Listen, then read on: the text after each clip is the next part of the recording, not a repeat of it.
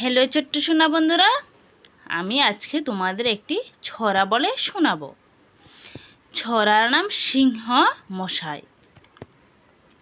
সিংহ মশাই, সিংহ মশাই, মাংস যদি চাও, রাজহংস দেব খেতে, হিংসা ভুলে যাও। ছড়ার নাম কি? সিংহ মশাই। সিংহ মশাই, সিংহ মশাই, মাংস যদি চাও, রাজহংস দেব খেতে, হিংসা ভুলে যাও। ছড়ার নাম কি? সিংহ মশাই।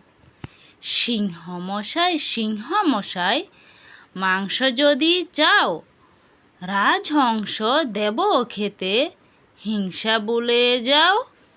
লেখক যোগীন্দ্রনাথ সরকার।